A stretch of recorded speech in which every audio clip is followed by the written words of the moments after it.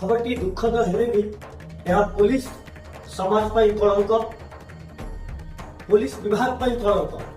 ଦିନ ଦ୍ୱିପ୍ରହରରେ ଏଠି ଦ୍ରୌପଦୀ ବସ୍ତ୍ର ହରଣ ହଉଛି ଥାନାରେ।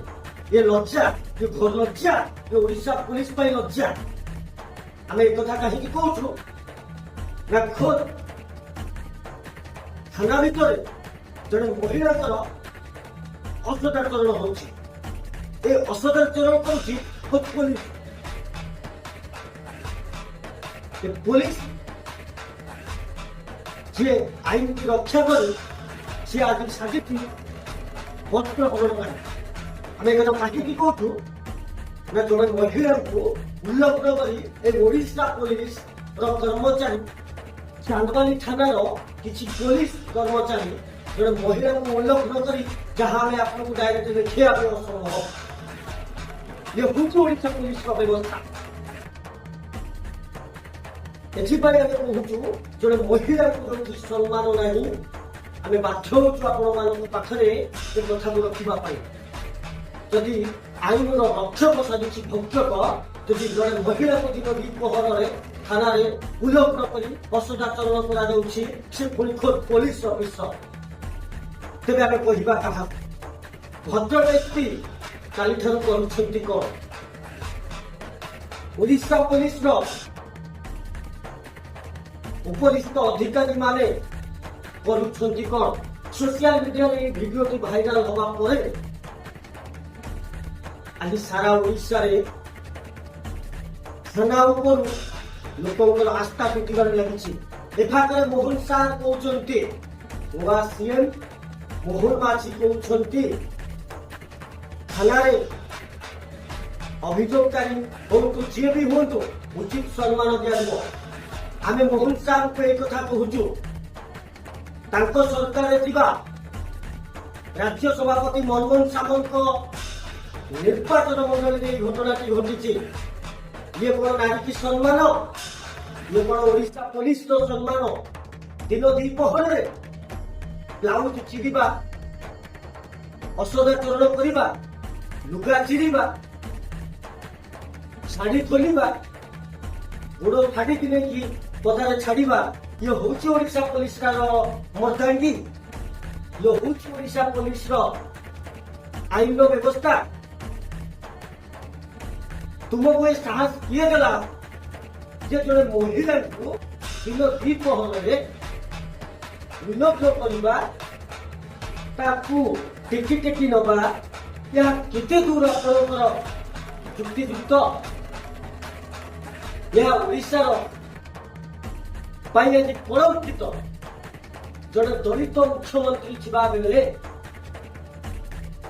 ଜଣେ ଦଳିତ ମହିଳାଙ୍କୁ, ସେ ପୁଣି ଶାସକ ଦଳର ସଭାପତି ଯିଏ ଅଛନ୍ତି ମନମୋହନ ସାମନ୍ତ, ତାଙ୍କରି ନିର୍ବାଚନ ମଣ୍ଡଳୀରେ ପୋଲିସ ମାନେ ଏଭଳି ନୃଶଂସତାର ପରିଚୟ ଦେଉଛନ୍ତି। ତୁମକୁ ସାହସ ଦେଲା ହୋ କିଏ? ଜଣେ ମହିଳା ସେ ଯେକୌଣସି କାମରେ ଥାନାକୁ ଆସିଥାନ୍ତୁ ନା କାହିଁକି, ଆପଣଙ୍କ ସ୍ତ୍ରୀ ମାଇକିନାକୁ କିଏ ଯଦି ଏଇଭଳିଆ ଟାଣିବ ଆଜ୍ଞା, ଆପଣଙ୍କ ସ୍ତ୍ରୀର ବ୍ଲାଉଜକୁ କିଏ ଆଜ୍ଞା ଟାଣିବ? ଆପଣ ତାଙ୍କୁ କୋଉ ଭଳିଆ ଅବସ୍ଥାରେ ଥାନାରେ ବସେଇଛନ୍ତି, ସେମିଜ ପିନ୍ଧେଇକି ଥାନାରେ ବସେଇଛନ୍ତି। ଆପଣଙ୍କ ସ୍ତ୍ରୀ କି ଯଦି ଏଇଭଳିଆ କିଏ ସେମିଜ ପିନ୍ଧେଇକି ଥାନାରେ ବସେଇଥାନ୍ତା? ପୋଲିସ ଦେଖାଉଛନ୍ତି ଆପଣମାନେ। ଓଡ଼ିଶା ପୋଲିସର ଜଣେ ଜଣେ ବାହୁବଳୀ ପୋଲିସ କାଢିଛନ୍ତି, ଜଣେ ମହିଳାକୁ ଅସଦାଚରଣ କରିବେ ଦିନ ଦ୍ୱିପ୍ରହରରେ। ଆପଣ ହଉଛନ୍ତି ପୋଲିସ, ଆଇନର ରକ୍ଷାକାରୀ।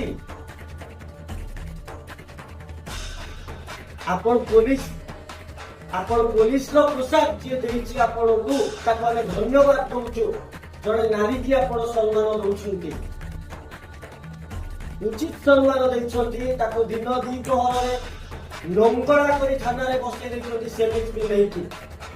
ଇଏ ହଉଛି ଆପଣଙ୍କର ବାହାକ, ଆପଣଙ୍କୁ ଆୱାର୍ଡ ଦବା କଥା। ଇଏ ହଉଛି ଆପଣଙ୍କର ମର୍ଦ୍ଦାଙ୍ଗୀ।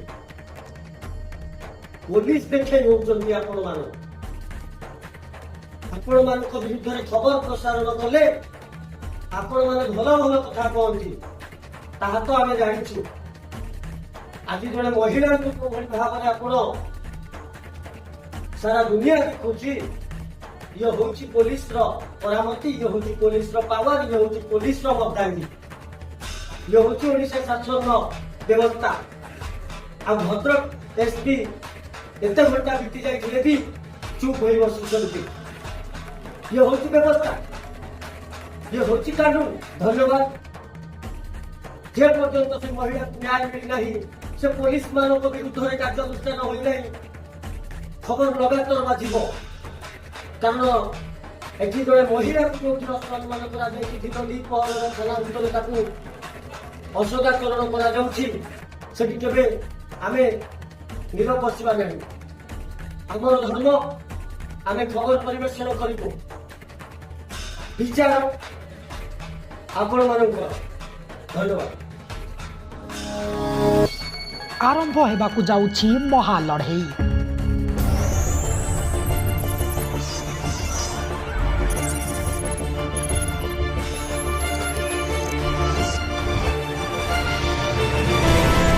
एबे आपण आउ एका नुहंती